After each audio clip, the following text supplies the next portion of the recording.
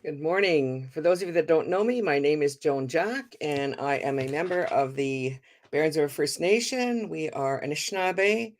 Grew up calling ourselves Soto. Don't know what that's about. Somebody knows, maybe tell me. This is Brave Indigenous Conversations, Episode 2. And I am thrilled. Shortly, we're going to be joined by Nicole Richmond, who will introduce herself. And I just wanted to share a bit about why I decided to do the podcast. I got to a point where I was tired of feeling that I wasn't heard. And I'm the kind of person who, those of you that know me, I say what's on my mind. And, some people love it and some people don't. And that's okay. So, Brave Indigenous Conversations is a space where we are just going to, it's an Indigenous space. And it's not for only Indigenous people, it's an Indigenous space. And in an Indigenous space, you can be yourself, really. I mean, there are certain Indigenous spaces where there are protocols and stuff like that. For example, I wanted to tell you this morning that I am sitting in Tack River Tlingit First Nation territory on the 5 Mile Reserve that was created through the Indian Act imposed upon the people here. This space, this land, is a traditional fish camp of my husband's people. And I moved up here and was, yay, thank you, Lynn, saying I'm hearing and seeing you 5 by 5. And I think Lynn is in Arizona. That's amazing. So I'm really excited about the technology being able to bring us together. I'm waiting for Nicole to jump on. I told her, give me a couple of minutes to introduce. I don't have one of those fancy introduction things yet. I may or may not develop one. I'm not sure. So, like I was saying, the space is for us to basically visit. Anyone who knows me knows that I am like a master visitor. I love people and I love visiting. And I'm not particularly conflict averse. Like I don't see conflict as necessarily a bad thing. One time, I'll tell a story. One time my husband said to this woman from the Ministry of Children and Family Services, he said to her, and my husband's name is Watzit Brian Jack, Wolf Clan.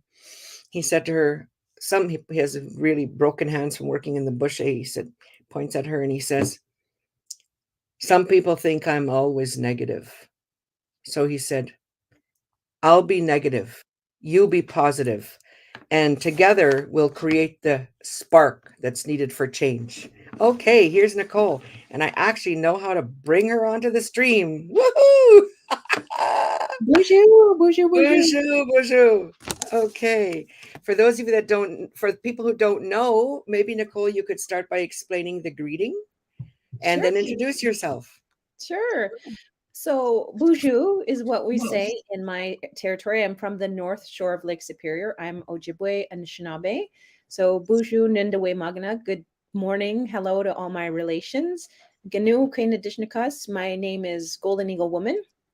Ganu Dodem. I'm also from the Eagle Clan. Biktigong Anishinaabe Nadunjabai. I'm from Pick River First Nation, also known as Biktigong Anishinaabe. And I'm really happy to be here, Joan. So good to see you. Isn't this cool? Like, I I can't even know. get over it. The technology. That's one of the things I love most about us as Indigenous people is that we adapt and we change. And that really disturbs some people. They're like, oh, well, like you're not really Indian anymore. Yeah. You're kind of like, where's your bow and arrow? Or why are you using a fridge? But Right. that's Why aren't you frozen in time? The Vanderpeet test, right? Like that's what people do to us all the time, and we do it to ourselves. And I hear absolutely. this, I hear this, people are like, I make regalia, I'm a jingle dress dancer, and people are like, well, there are some attitudes about what's traditional and not traditional. I remember my granny, she was a knitter. That woman would knit anything, any color. Like she wasn't concerned about what's traditional or what's acceptable. And I also heard Eddie Benton Benai say one time, he's an Anishinaabe thought leader, really good man. He said, our people are a contemporary people. We roll with it. How did we make it this far? Not by being, frozen in time or restricting ourselves to one particular thing. So I agree. And, like our Anishinaabe people, our Indigenous people, we do so much on Facebook. I It's like know. I it's like know. our smoke signal place. Well, I feel a little sorry sometimes for all my, like, non-Indigenous friends because 'cause they're like, "She's posting again." We don't have that culture, right? They're probably like, "What the heck is she doing this time?" But it's one of the ways our communities keep each other, Absolutely. divided together. So Because I know you know, because we know that life is really about relationship and yeah, connection. yeah. And all of what that involves, not just like I'll talk. My mom's came to my mind. My mom is Stella McKay. I just had I have really long hair, and I think your hair is pretty long too. So I don't wash it every day, and I just so it's kind of in the way. Sorry, but mom said to me one time we were doing dishes. Well, I'll tell the whole story. So Yvonne Dumont had just been appointed the lieutenant governor of Manitoba in that day it was on the news, and we were doing dishes. I rarely do dishes, but I wanted to be with my mom, so I was standing there with her, and I said, what is that guy thinking about? Like, who the hell would want to be the Queen's representative, like, as an Indigenous person? Like, why would you want to represent our oppressor? And then my mom she's really strong, man. And she took her hands out of the sink and she started drying her hands. I thought, oh God, I'm in trouble. And then she looked at me and she said, I thought I taught you that the measure of friendship was what you do when your friends are doing something wrong. Hmm. And she said, he may or may not be making a mistake, but I want to tell you, Yvon Dumont is my friend. She said, Hmm. I nominated him for president of the Manitoba Métis Federation, and you need to shut up. And I was like, okay. Wow. And there is a function of like projecting what we think it should be or needs to look like. And I think one of the things I'm learning so powerfully is that we're all different and we Mm, all make a contribution. mm, And, as I come into, and Joan, you're a good role model for me about just being who the heck you are, right? And just trusting that whatever you are and however you're presenting is exactly what someone needs. mm, And I think I worked with this lady. You should meet this lady. Her name is Sophie Pheasant. She's been amazing for me because I was having this big burnout last year and I'm like, I don't know what I'm doing. I'm so tired, and that's a function of like burnout, like just laying there and crying. Like that's what happens. yeah. And Sophie was so good. She sat me down and she's like, you need a strategic mission. You need to think about what you're doing. You need to get yourself grounded because I think when we're doing what we're doing for Anishinaabe people and Indigenous people, it's so big, right? Yeah. We are working on every forefront. And for me, I had to really think about what I was specifically doing and why I was specifically doing it. And I think for me, I try to role model a different way of being. For example, I'm a lawyer just like you, and I Mhm. try and role model doing it a little bit differently. I have a website where I wear ribbon skirts, I talk about the guiding principles of love and humility, and that is not what lawyers normally do.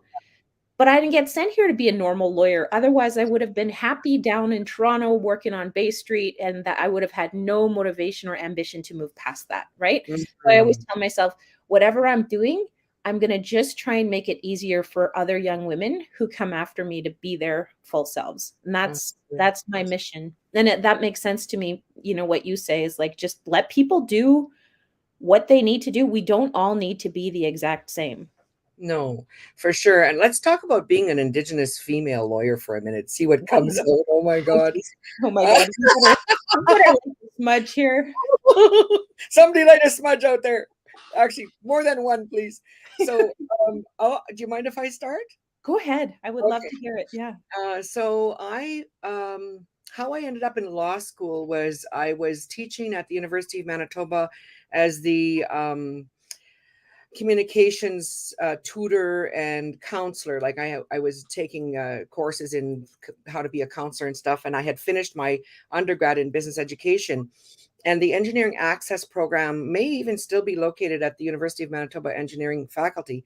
And I was an employee of that program. And my auntie Jacinta Weeb, who's amazing, who I have to get on here as a guest, who knows what she'll say. And we were sitting there because she was doing her commerce degree at the University of Manitoba at the time.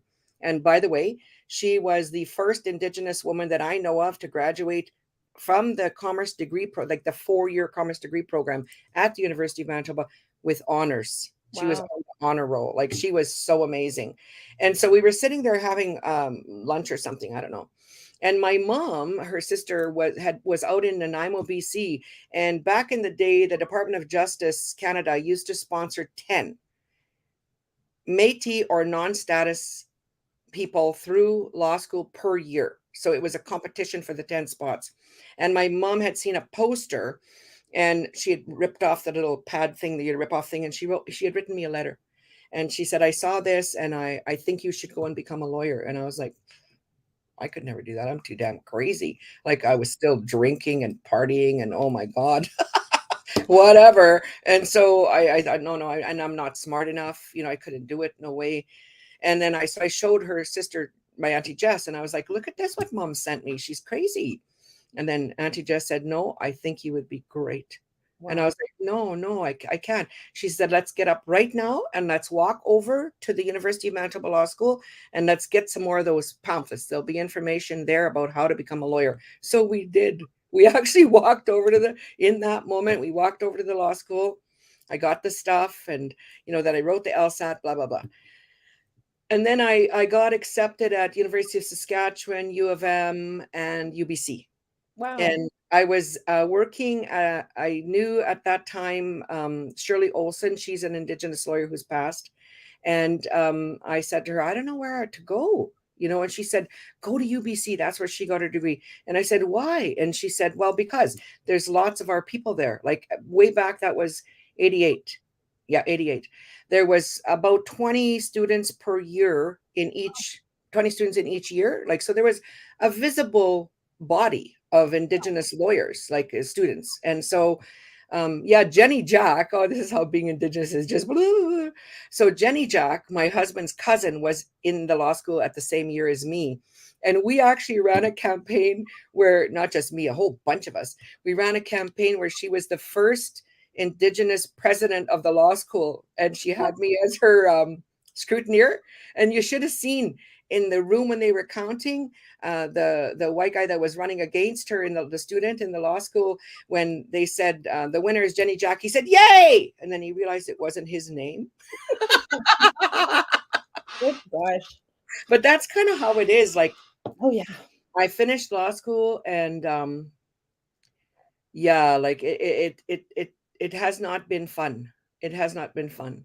I encourage anyone who thinks they want to become a lawyer, go. It's a powerful tool. It's a powerful body of knowledge. It's a powerful way of thinking. And it's really practical on the ground, on day-to-day life when we deal with racism. My husband's very Indigenous looking. I'm more European looking, and so we go places and, we get treated poorly, like at the hospital, for example.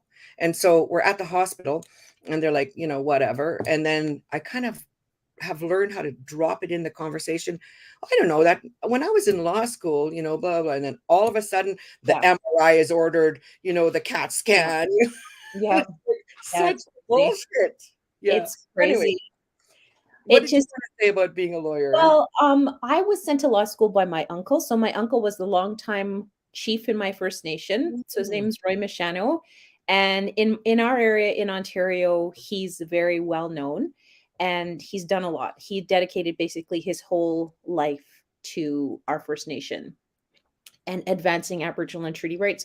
So in my area, and I don't want to say too much about this, but my people didn't go to the treaty signing.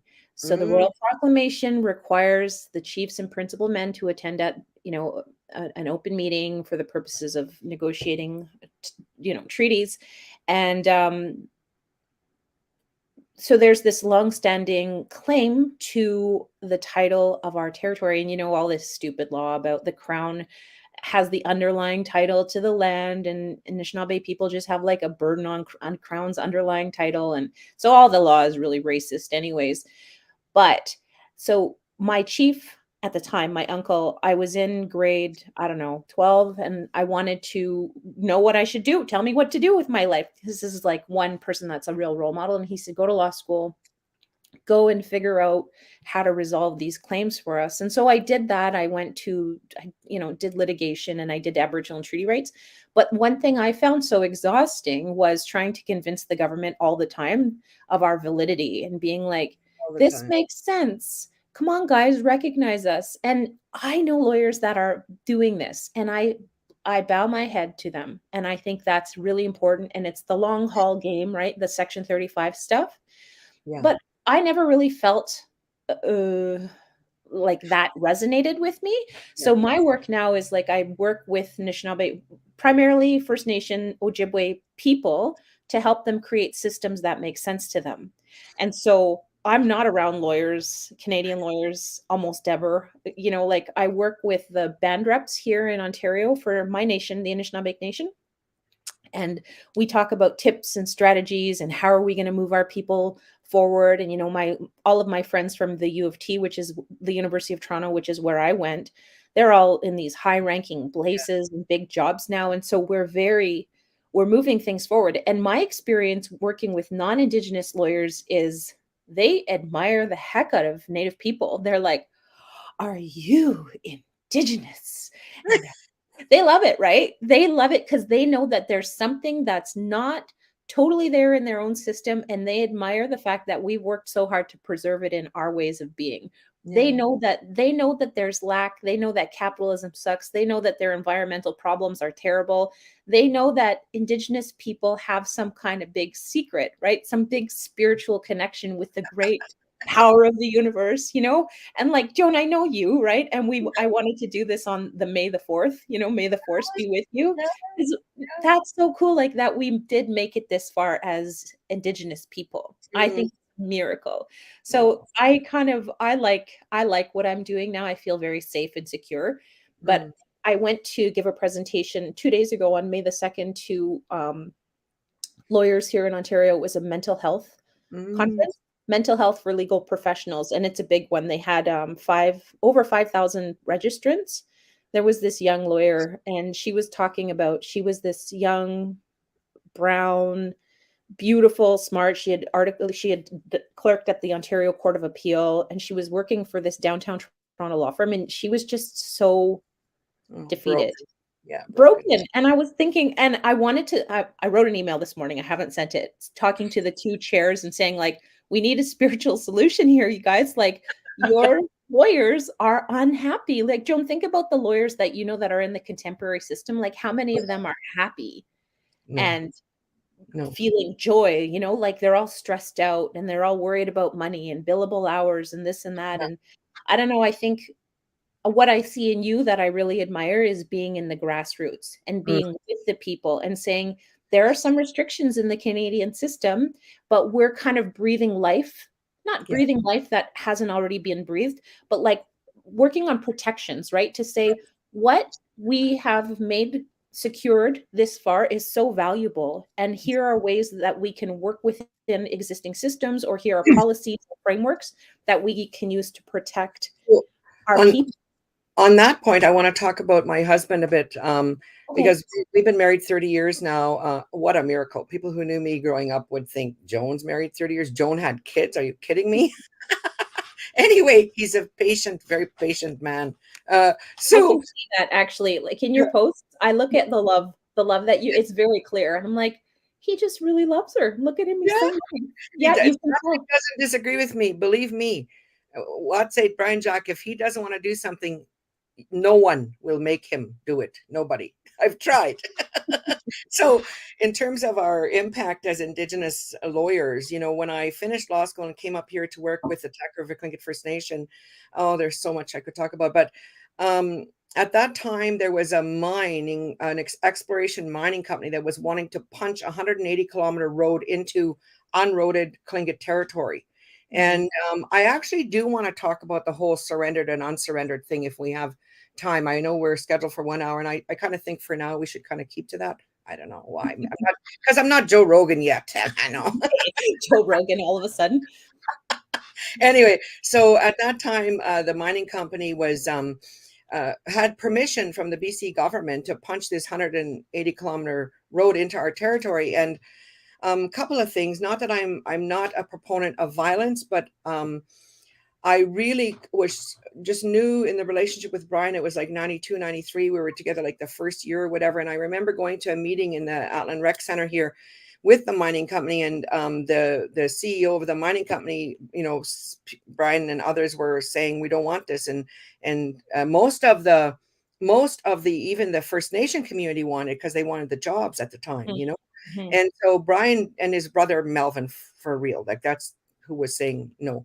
And there may have been others, and if they're listening, and if I offended you, they know where I live. Anyway, so he stood up in the mining company CEO stood up in that meeting and said to Brian, well, I have a license to build a road, and we are dropping the blade next spring, full stop. And then Brian stood up, and he pointed his crooked hand at that guy, and he said, well, he said, I'll tell you, he said, I have a 30-06, he said, and I will go into my mountains and you will never catch me.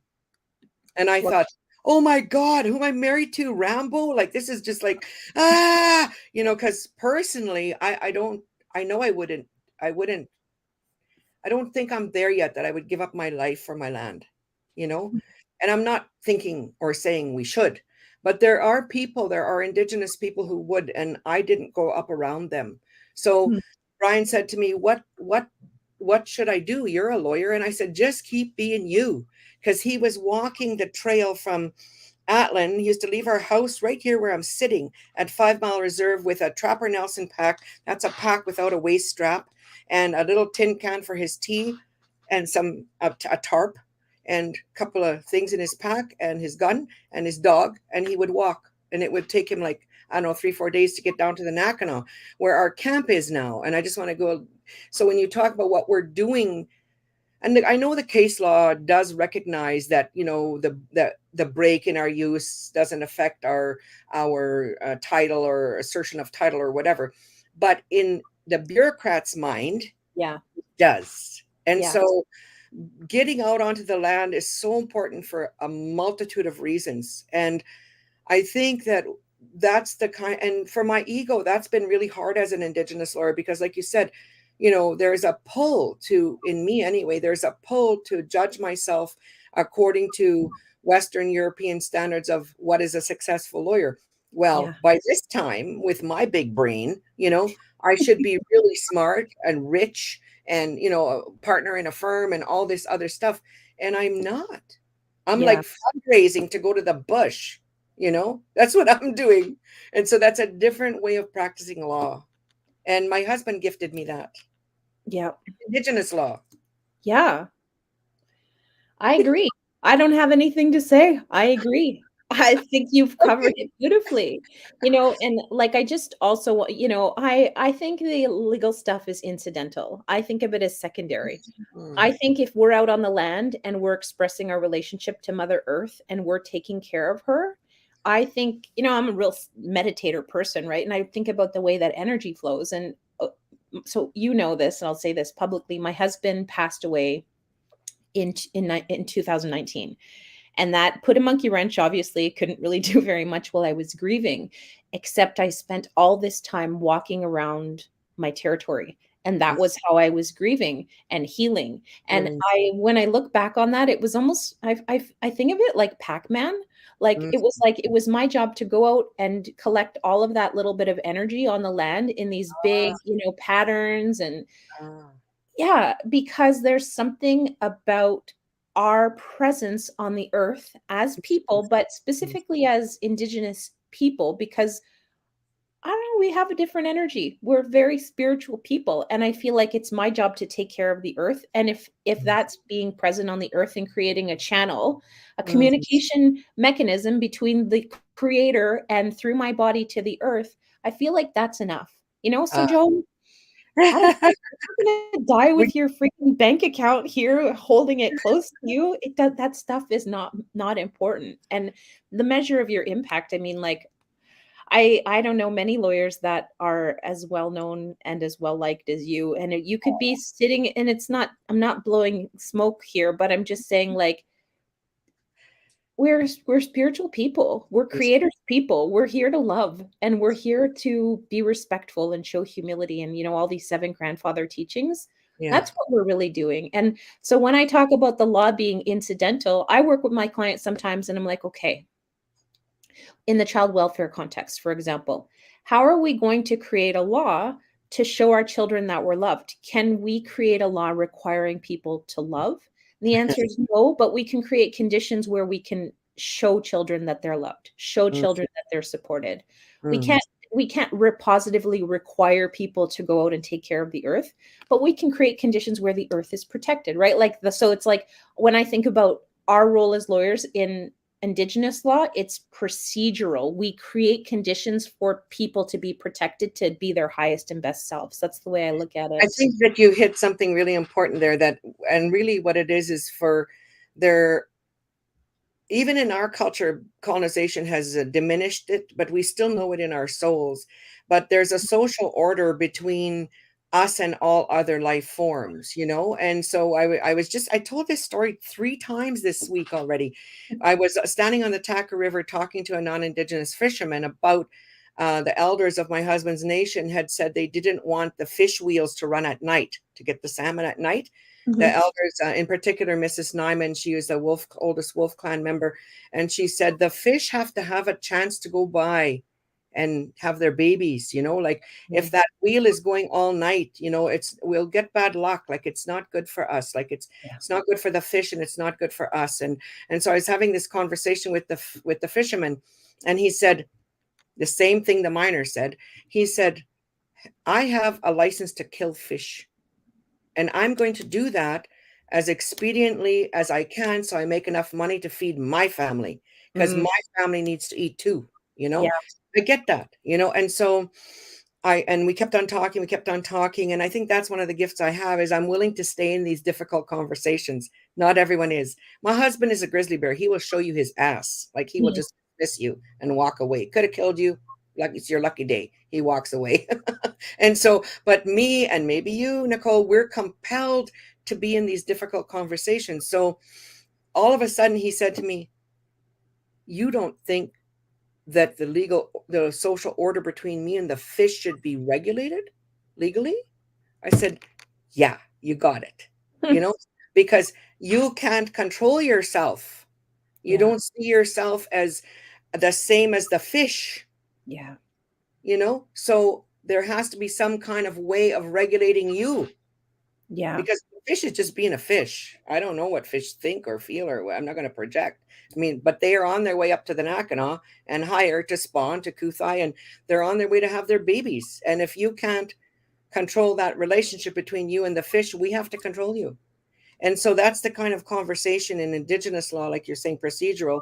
I never thought of that before. Like maybe it does, maybe we could have more powerful impact as Indigenous people in the lower end of the white law, in the, The in the, way the way yeah, we do things, the way yeah, we do the way, things. like the regulation. Yeah, I never thought of that way before. The other thing I think about is, people who are highly self-regulated or who are evolved or, who have done their inner work or their spiritual work, they don't need the law. No. Right? And so that's what I think about. We need the law for the people who can't regulate themselves, like this Uh, fisherman who doesn't see. And so that's what the other big thing I see like us doing mm, is giving a really good example of how to heal and how to live in a good way. We would say minno bamadziman, like yeah, to live in balance and to live in a good way. yeah. And these systems of capitalism where you think like the material world is the most predominantly important thing, we know that there's a lot more beyond that. I think I was just remembering a story. My friends and I were out hiking, and I don't know. I live in Thunder Bay, and Thunder Bay gets a lot of bad rap. But Mm, Thunder Bay is magical. There's like this beautiful sleeping giant who in our creation story is like Nanabush, who's like the trickster and created all of these things and taught us about social norms. And then we have a Nimki Waju, Mount McKay over here. It's like a powerful portal, a thunderbird nest, and then we have like Kekabeka Falls. Like there are all these magical places. And I sometimes wonder if places that have a lot of conflict, it has to do with the power and the energy of the place that we're in. Like we see that in the Middle East. Yeah, I wonder that. I don't know. I'm not saying that for sure. But my friends and I were out walking, and we some I don't know if they were noticing it in the same way, and I think they probably thought I was crazy, but we went down this little hill, and as we went down, the light changed, and Mm. the air changed, and the energy changed, and I'm like, "We just slipped into a different dimension here for, like, just, like, 2 little minutes," and I told it to them, and they didn't notice, right? And they just like, "There's Nicole being Nicole again." But I think that's, like, I think our people are aware of those things, and all of our ceremonial practices where we can invoke Mm. energy, right? That, like, to Mm. fix bones, and, I've seen things that happen that shouldn't, by all regular cause and effect standards, shouldn't happen, but I think there's magic on the earth that we still know about, and if that fisherman would know the magic, maybe he would be more willing to understand, or to regulate himself differently. I think it has to do with, there's so many things I want to say when you're talking, is like just triggering my mind like crazy. Uh, I think it has to do with people really seeing themselves as related or a part of. Yes. And because people have like a different view of their place on the earth, which is, um I'm up here and the earth is down here, and it's here for me to protect.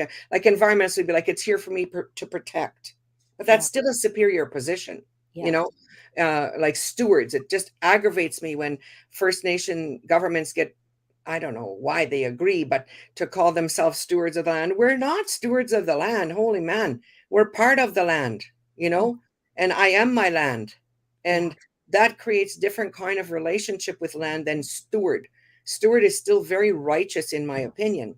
Or you got the other ones that say, this land is here for me. God gave it to me to exploit, and because I'm gifted and it was a blessing and all that. And yeah, like, no, that's not the way I've intuitively, because it was in my blood, knew how to relate to land as a part of me that I am. Anyways, I just want to tell a little thing on point to your walking story. Maybe 10 years ago, because we go to the Nakana every summer, and we had a little break there, but we're still there in our heart anyway. And I was on another rare, apparently maybe I should do dishes more, because on another rare occasion when I was doing dishes with Brian, we were doing dishes together, and I said, "Oh my God." He said, "What?" I said, I, I'm kind of embarrassed. I said, but I felt like the Nakana missed me. ah, And he said, "Of course it would. Why wouldn't it? It yeah, knows you now." yeah, And so that's that walking, that being present to as a part of. yeah, I'm hesitant to even use the word equal, because that brings up a whole bunch of other stuff. It's to be present as a part of, like you and I are in this conversation together, and yeah. we're present as a part of this conversation. Mhm. And that's the beauty. Yeah. Go ahead. I just wanna say one thing. It reminds me of, my husband's territory is in Southern Ontario, and, it's a lot, Southern Ontario is really different. Like, we're like 40-30% Anishinaabe here, like, we're visible, but Mm. they've had a lot more development down there, and, anyway, so I was traveling, walking, like I just do, walking through the bush, through the forest, and I had, Joan, that same feeling. They have these old growth forests called the Black Oak Savanna, and, like, just remarkable trees, like, beautiful territory, and I was a lot younger at this time, and less on the woo stage as I am now. Like, I'm pretty open and vocal, and, like, because you practice this stuff, you're more open and aware. But Mhm. back then, I might have been, like, in my early 30s, and I was walking through this giant forest, and I'm like, I just got the feeling in my heart. I'm like, these trees have been waiting for me. They knew I was coming, and I'm here now, and now we're in a relationship with the forest. Yeah, The forest is aware of my presence. And, yeah, you see these, like, fairy tales where you have, like, the princess who goes into the forest, and there are all these, like, magical forest spirits that know her. That's yeah, what it felt like, and I yeah, know it sounds crazy, but I really feel this kind of, like, involvement, engagement, relationality is available to anybody if they just took the time. But I think our material world confuses us with, like, social media. I love social media, but, like, it's very addictive. The food that we eat is very Oh, toxic for us, like our capitalist societies that think that like it's like our wealth has everything to do with our level of success. And I just think it's very difficult to break out of this. And so the change making space that you hold is very valuable, just to say, mhm, hey, living mm. my best life with my husband and all these grandkids, and I'm out in the bush, just to role model a different way of doing things. Uh, You could have been a judge right now, I but, yeah, I was thinking you that the other day. yeah, Yeah, I but I I think about that I and I'm have a just like, big "Oh god." ego. I have a big ego. I still got more work to do. Like I still feel bad about my lack of success in, and I know people who love me tell me don't feel that way, don't, but it's a thing. Like I worked freaking hard to go to law school and Yeah, pass and all that. And yeah, fight the good fight. I had a law firm for a while. We lasted Joan Jack Law Office was open for about I think 4 years before I went broke because of the day school class action. yeah. And I had a friend, a lawyer friend of mine, say to me, "Wow, Joan, you lasted longer than we thought you would." And that was my friend. Multiple I think, like, it's like multiple entry points for involvement, you Yeah, know? for sure. You're entering exactly where you need to, and I think Yes, we all need to just hold space for what we are. and you too. And I Yeah. want to I want to segue back to the what I thought you were saying that you didn't say, that I want to say. Okay, go ahead. And that I've wanted to say for a long time, and I Go ahead. have said in certain places. I'm really freaking annoyed by the seated, unseated paradigm. Ah, That is a Western paradigm. It's the white people's idea of seated, unseated.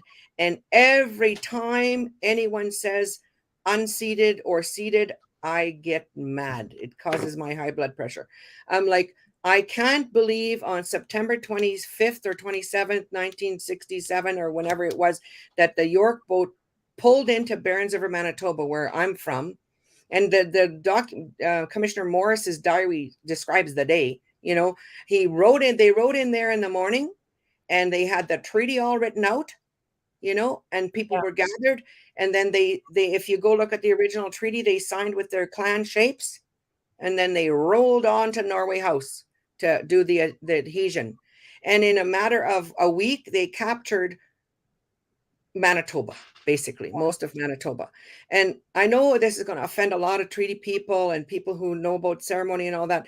What I'm saying is, I don't believe for 1 minute that anyone in Barons River that day realized they were ceding anything, that they were giving up anything, because that's not in our paradigm. That's not in our. How can I give up a part of myself? Like, why would I do that? It's like cutting off my arm. yeah, Oh, you need my arm? Okay, yeah, here, take it. Just cut it off and go put it on your body. You know, I am my land. yeah. And no one in Barons, and especially like when I ran for national chief, my thing was, I said, no one said, okay, I'm going to give up all my land for $5 and some lard. Like, oh, and I'd throw the sugar in, which is killing us. Like, Yeah. uh, I'm just, so I don't I want people to say that anymore. If you're somewhere, say where you are, is what I tell people. They're like, well, what should I say? I say, well, say where you are. You're on Tsleil-Waututh land. You're on Takuquan land. You're where you are. And, oh, I don't know how to say that. Well, then practice until you can say it good, or make your best effort. Yeah. Mhm. Anyway, Oh, just like to add to your point, sure. like, you can't even do a will for one person in one day, you Yeah. know? And a very simple, uncomplicated will takes a good while, you know? I Yeah. couldn't I'm buying a new house, I'm moving out to the country. That is a complicated real estate transaction that takes a few weeks to process. Yeah. I need independent legal advice. The documents going with that are like this big, and I just don't think it's fair. And from a healing perspective, Canada is going I just wrote UNDRIP submissions for a client. Ah, Yeah, and I said, not only do we need anti-racism training for Canadians, I don't like all this language, anti-Indigenous racism. Like, to me, that all sounds very negative. We need to advise Canadians about the benefits they've accrued as a result of white privilege, Mm. because there would be no reason to be racist unless there was a benefit accrued. And we need to, Ah! right? Why not? What's the policy of racism if there's no benefit to Canadians? You don't be racist just to be racist. There was a corresponding benefit that was being received by the settlers. And we need to educate Canadians about how they've been unjustly enriched. You know, we talk about these legal, because I was Mm, looking at UNDRIP and I was thinking about remedies. And mm, this is what we need to get people to think mm. about. And it's coming up now in the context of this land acknowledgement. I'm on the unceded, but whatever language it is, and I like to acknowledge. And I make yesterday or the day before when I was at the Law Society thing, I loved hearing it. It kind of gave me goosebumps. I was happy because I think it's raising the critical consciousness. Now people are like, they're like saying to themselves, okay, if I'm on this Indian land, what does that mean? They're starting to do that. So there needs to be a There's a process. place for it. For sure, there's a place for it. Yeah. And so the other thing that's really cool, my nation, the Anishinaabe Nation, has translated this Nangwe Wangazit Anishinaabe, which means one Anishinaabe family, one in, our who we are. It's like our Lord's Prayer or our O Canada. And the kids at school say it in the morning, you know. And one of the lines is there is "De Benjige Giminagana de Bwewene Winag de Windaman. Creator gave us sovereignty to govern ourselves." Those Mm, kids repeat that to themselves every day. And I think about that from a mantra perspective. I'm a meditator. Like, think about what that's encoding into their own psyche. And yeah, that's what I think we need to do. So that's why I think like the land acknowledgement is important because it's yeah, waking people up to for sure. it. But Yeah. we need to get to the bigger pieces like, hey, you bunch of racist politicians that have engorged yourself as a result of Anishinaabe people being Oh, almost totally eliminated. What do we do about that? We're in yes. a different time frame. Our morals and our Yeah. values are different. And the basis for this doctrine of discovery bullshit, total bullshit, needs to be fixed. Yeah. How can you have all of these benefits now based on some terrible racist doctrine? How can you live with yourselves? That's what I think we need to talk about. Yeah. So a couple of If things. you want to know what I really think, No, Joe. yeah, no, please. Could you be more clear? No, Yeah, sorry. Sorry to everyone that I'm no, making cringe. no, no. It's all good. A couple of things. Those of you who are watching live on Facebook, because I know there are some, please share this video live so that Facebook thinks it's a big deal because it is a big deal. And then the other thing, oh, I'd left my head when I was acting silly. Oh, Okay, oh, sharing on Facebook Live, yeah. commenting maybe? Yeah, no, it had to do with the larger issue we were talking about. Oh, I know what it is. It came back. Thank you. Mrs. Nyman is here with me again. She's the oldest wolf that I spent so much time with when I first moved to Tlingit country. But one time that happened to her, and she said, "Oh, it went right through my head." And it's like the knowledge is all out there, eh? Yeah, that's And right. we're lucky if it comes in our head and stays. So Yeah. she said, "I'll ask it to come back," and so it came back. I'm genuinely and like I don't know what the right words are. Like I want to express the genuineness of my feeling for non-indigenous people, especially this is going to shock people, especially the racist people. Like Mm, I feel so bad for them because they're so threatened. What I really see in their behavior is how threatened they are. And mhm. this sounds condescending now. I think now I sound condescending. That's not it. And so what I hear though, what we have to live with as indigenous people is like, oh yeah, sure, all that one with the earth shit, that's all good and great. But I noticed you pulled up in a big Dodge Ram, you know? So how is that indigenous? Yeah. And so can you talk about that a bit? I know I can, but I want to hear what you have to say about it. Well, I think the government does stuff to us all the time. And I think there's access to green energy. I think there's access to renewable technology.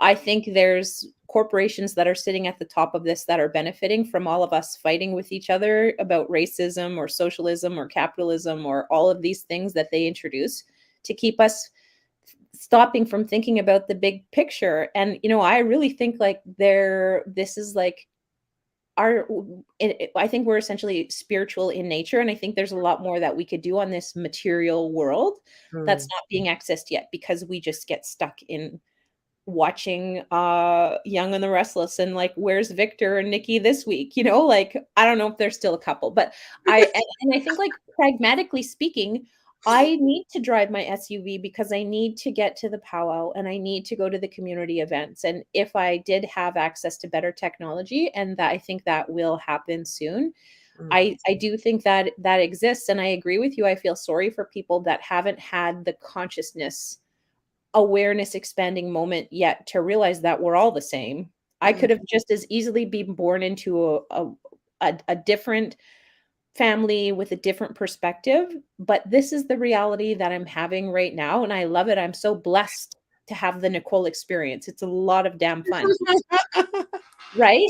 But Yeah. if you think that I'm any different than you just because of the color of my skin or where I was born or my social economic standing, you're wrong. You know, like we're all the same. And I think we're all in a relationship. And when humans start uniting in a bigger way is when we're going to start moving forward. And I think when humans start, when they say, I talked about this on my first podcast because it's a recurring theme in my life, we're all the same. When someone says you're all the same, we're all the same, it depends who's saying it, is what I Mhm. just realized listening to you. Yeah. When you say we're all the same, I'm not, nothing, no bells go off, no feathers get pulled. I'm okay because I know you really know that. But when the redneck or the do gooder says we're all the same, I'm like, we're not, because you're just trying to make me like you. And so, Well, and it's so like, just finish. So the analogy that came to me years ago was that of the forest, that if we use the trees, like I'm a birch tree and I see Aanishinaabe, I'm Aanishinaabe, we're birch trees, you know, because of the canoe and whatever, there's lots of birch stuff. And so, and then other people are spruce trees and poplar trees, and yeah, we're all trees. And I was having this conversation with an old white guy, Irish guy in Winnipeg, who loves me and I love him and rescued me financially when my law firm, like he gave me a $20,000 loan. He hmm, just said, "You go by my place of business on Monday. There'll be a check there for 20,000, so you can make your payroll for the next 2 weeks." I couldn't believe it. Like that's a real human being. So I was having this conversation with him because he says, like, he's like you and I, and that when we say we're all the same, we mean that. And I see who you are. mm, It's a mhm. missing sentence, you know, missing part of that sentence. And I'm not you, and you're not me, and yet we are. It gets all real trippy. But I said to him, you know what? Let's call him Sam. I said, Sam, you know what I think in my analogy is that we're all the same in the root system of the forest. We're all connected in the root system of the forest. And what I hear you saying, and I've seen you live, you know, with giving me that $20,000, I paid him back every penny, but it took me like 10 years, you know, but is that you live, you are sourced from the roots of Mm, the system still. Whereas some of those trees, you know how they're kind of like dying and rotten and whatever, like they're not that healthy anymore. They're not connected to the root system of the forest. mm. And you are in your mind, in your heart, eh? I don't know. I don't Yeah. know. I was what I wanted to just jump in and say is like it reminds me of when I was doing a workplace investigation and there were allegations of racism and the white people, the non-indigenous people were like, I don't see race. And you know how much that bugs me? Like, it must be really nice. Because everywhere I go in Thunder Bay, I'm out like if I go to the checkout at Walmart, I'm like, are those people being treated fairly? I don't look very visibly indigenous. So my husband and I, you know, in Thunder Bay, he'd hear the craziest things like because no one ever thought he was native, Mm-hmm. but I see race everywhere I go and I'm like, are people being treated fairly? Mm. Is that indigenous person going to be kicked by the Thunder Bay police, you know, like it's just it's not a Yeah. fair system. Yeah. And I agree with you, Joan. It's not fair to say that we're all the same yet. Well, we're all the same. Um, I forgot that new sentence that came. I want to add it. Do you remember? Well, I'm and going to watch this again. We're all well, the make it same, and we're and I see you. right. You know, we're all the Yeah. same, and I see you like as how you're presenting yourself, and that's the beauty of we're all related. Oh my God. Any whoa, there's so much. The other thing, I don't know if this happens to you, but when there's spiritual energy around, like I get really scatterbrained. Like I have a really hard time focusing. The more spiritual the experience is for me, the more I can't be logical. Does that make any sense? Yeah, totally. I feel so, I'm practicing a lot of energy work and stuff. And sometimes I'll give a presentation and I won't remember a damn thing I I said know. because Yeah. it's not me that's talking. It's Uh, like the creator that's like trained me up to be at this level, to have this understanding and all this technical, all these books you see that I just have in my background, but I don't actually read them anymore. Me too. I don't read them anymore. You know that movie Doctor Strange? I And love that movie. yeah, of course you do. There's a part where he like gets out of bed and like his astral, he's like reading in the astral. I just pretend that my some level of me is like taking this information in, but I don't know. I think that we're vessels, man, and Mhm. the Absolutely. energy is flowing through. And I thought it was funny because like sometimes I work with people and do interviews and stuff, and they want to here are the list of questions and Mm. here are the 5 topics. And when you were like, yeah, we'll just wing it, I'm like, yeah, we'll just wing it. It's not even up to us We'll anymore. just be together. Yeah, I'm really happy. I do feel like the energy is coming down now. We've got 10 minutes left, and I do want to try to keep to because there is order. It's not. I don't want to lead people to think I believe that being indigenous for me means there's no order. Like one time I asked this elder at Assembly Manitoba Chiefs, he was sitting in the coffee room, and I said to him, "What do you think of that thing people say about Indian time?" And he said, "I think you can't be late for a sunrise ceremony." Yeah. So there is a time for being on time in relationship to the bigger, like the land. Like you can't, if you're going to go for a sunrise ceremony, you got to be up before the sun. So that's just a fact. You don't control it, eh? And the Yeah. Indian time thing has to do with our conversation. Like it took a life of its own, and the energy came and went, and that's Indian time, you Yeah. know, that we're always in the right place at the right time when we're living on Indian time. Also, I want to say our people are very highly regulated, and Mm. especially in terms of like spiritual practices, there Mm. are a lot of sacred secretive practices that Mm. you're not going to be allowed to learn 1 minute before you're ready to learn them. And all of the protocol and the ceremony and all of the steps that need to be taken, because the knowledge is very sacred. And so I think Ojibwe people especially are one of the most regulated people that I know, but Yes. it's all of it is implicit. No one's Yes. going to tell you what the rules are. Yes. You got to just sit there and watch and figure it out. Yes. It's like part of your training. Yeah. And that's Yeah. why it's weird when people say to me, like, could you please explain to me the meaning of your jingle dress and why the powwow is happening in this way? And I'm just like, no, sit and watch and get your own meaning.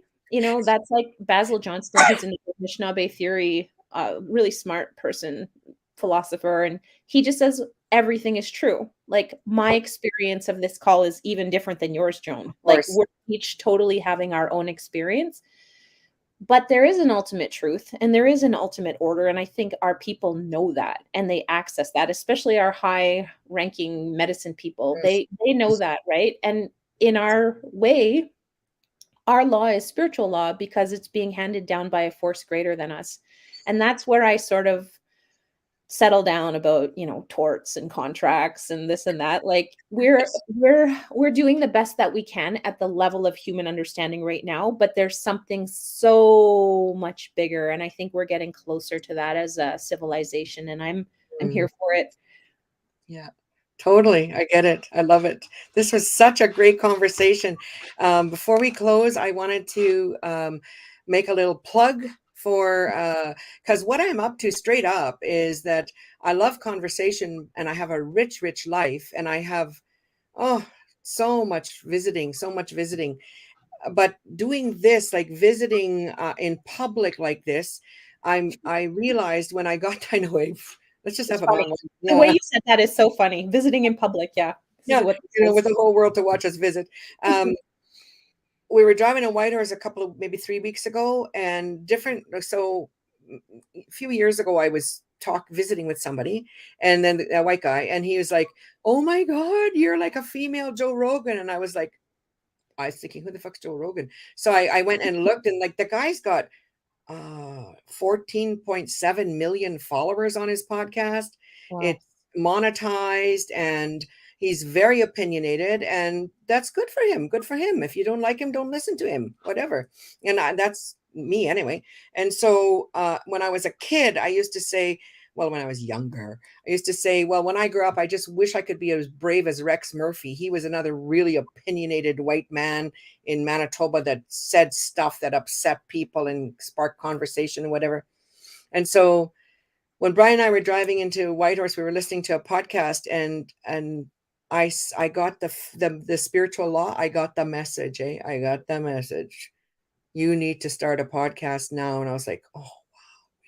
Wow. I said, Brian, I just got the message to start a podcast. Good, he said. Good. Your husband's funny, eh? Yeah, just What's he gonna say? he keeps me humble. This morning, like not in the first episode, he called me in the middle of the episode. Now I can make a big story that he doesn't value me and all that. Whatever. I just yelled and said, I'm on in the podcast. It's funny. And then this morning I said to him, if you want to listen, I said, come and just sit in a room and just be here with me if you want. And he said, okay, I will. And then he came back in again. He said, honestly, Joan, he said, I wouldn't be able to sit still for that long. He said, I'll just pass. He said, maybe I'll listen, maybe I won't, but you'll do good. And so he left. Eh? That's adorable. I know. So we're heading to the river. And I realized when I got that message that this was a way that I could do what I love, which is visiting. I could do this, and I can do this from the river because Elon Musk has created Starlink, and I already have ExploreNet down there. Yeah. But with the Starlink, it's going to be even more amazing. And I could do that. The next two podcasts will still be here in Atlin, and then we'll be at the river. And then I'll be down there. Well, neat. And so being out in the bush though, and creating and holding space where we can all be who we are, like you get that's all the Nakana is about, is to create and hold space for people to come there and be who they are. And right now, our people, and particularly our young people, because they're choosing alcohol and drugs as a solution to this trauma, legalized racism. And so that requires money. I just put $15,000 of our money into a separate bank account to start the season off. The helicopters alone to get to the place, one helicopter is like, I don't know, $2,500. And so to actually be out there and do this, last year we raised some money, and I have a website. So I'm saying to all of you listening, if you want to become a friend of the Nicole, and I'd invite you, Nicole, too, to become a friend, and go to the website. It's I'll put it somewhere. I don't know where. See, I'm learning how to do this. I should have put it somewhere. At some point in the development of this podcast, a nice headliner will come by. But for those of you with a pen, it's www.nakinaCall.com or .ca, whichever one. NAKINACALL.ca. And you can go there and see what we're doing, see what it's up to. And there's actually a donate button. And I talk about that. And I talk about putting in the potlatch. And we could have the same conversation in a powwow and a giveaway powwow, and what that all means, just to be in relationship with each other. Because especially white people are always saying, how can I help? How can I do this? Well, you can support our choices. That's how you can help. You can support my choices. And so, yeah. Did you have anything to share? I just want to plug that I also have a website, and I redid it. And I was taking these pictures out at, the golden hour on Lake Superior, and my photographer and I were having a good laugh of like what it means to be an Indigenous lawyer. So you'll see the pictures. It's www.NicoleRichmond.com. And it's just like trying to embody a totally different perspective on lawyers. Anyway, I also want to say, if anyone wants to meditate, I have meditation groups that I run. They're 4-week sessions. I put a money value on there. If money is an issue for you, just email me. I'm happy to invite you in. But I think there's a session starting on the 16th and then one in June, 4 weeks after that. So come and be part of the force. I should join. Oh, you should Yeah. totally I'll 100% I'll meditate. meditate downriver. Yeah, Holy. we talk about ourselves and our lives and our spiritual learning, and then we meditate. We talk to our inner child and we look at our pain. Oh. Yeah, yeah, and we're learning how to like become little Jedis, right? It's all about brain waves, and it's all Yeah, about like accessing parts of your brain that you're not normally yeah, using. It's yeah. there's science to it. So Awesome. I think that's our 1 hour telling I us. think so. Aren't boy, we're in Barons River, they'd say, boy, you're good. Oh, you're good. Boy, That was you're good good. too. That was good. I didn't know you were from Barren River. That's so Yeah, neat. Barons Yeah, River. Yeah, yeah. yeah, I that's grew up there. amazing. Yeah, it's I was flying. I don't know, been doing a lot of traveling, but I flew over there recently. it's beautiful. Yeah, it's It's one of the incredible. best canoeing rivers in North America, actually. Wow. And if someone at home could figure out how to who create a business or monetize that somehow, like we get canoers that like hardcore canoers that find the river. But yeah, there's 52 portages between Barons River and Little Grand Rapids inland. So Hmm. apparently canoers like to haul their canoe. I'm like, what the hell? Won't see me doing that. But anyway, okay, Kawapmin. Miigwech, Bijay Monday. Thank you for having me. I'm so happy. What a good Okay, conversation. okay. Bama.